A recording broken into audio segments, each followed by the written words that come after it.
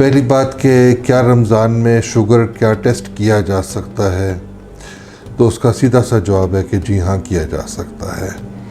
शरई तौर पे इसमें कोई मसला नहीं है, आप अपने मौलवी से कंफर्म कर सकते हैं।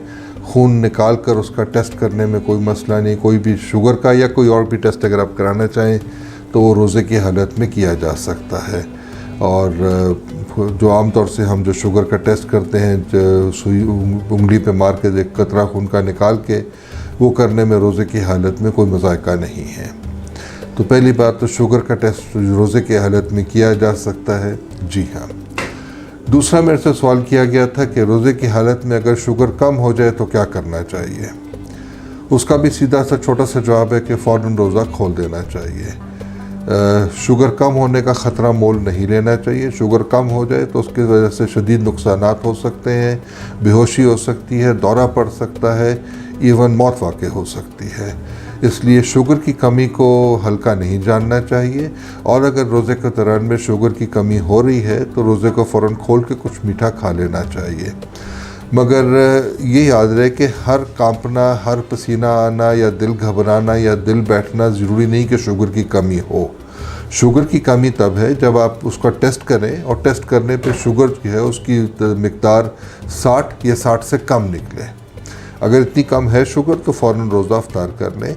मगर अगर सिर्फ दिल घबरा रहा है या पसीने आ रहे हैं तो बेहतर है कि अगर आपके पास कोई ग्लूकोमीटर वगैरह है तो पहले शुगर चेक कर लें। कई दफ़ा ऐसा होता है कि किसी और तकलीफ़ की वजह से दिल घबराता है या पसीने आते हैं और उसको आप शुगर की कमी समझ के रोज़ा तोड़ बैठें तो ये भी ठीक नहीं है। मगर अगर आपके पास ग्लूकोमीटर मौजूद नहीं है और आपको शदीद शक पड़ रहा है कि शुगर की कमी हो रही है तो फिर बेहतर होगा कि शुगर की कमी की वजह से रोज़ा तोड़ लीजिए। शुगर की कमी क्यों होगी, उसकी आमतौर से वजह यह होती है कि शुगर की दवाई आपने रमज़ान के महीने में एडजस्ट नहीं करी।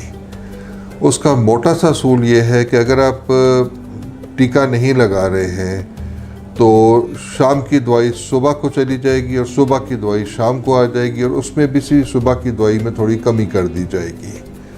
और अगर आप टीका लगा रहे हैं तो यही चीज़ कि शाम का डोज सुबह चला जाएगा और सुबह का डोज शाम को आ जाएगा और जो शाम को डोज सुबह को जाएगा उसमें तकरीबन 30% कमी कर दी जाएगी।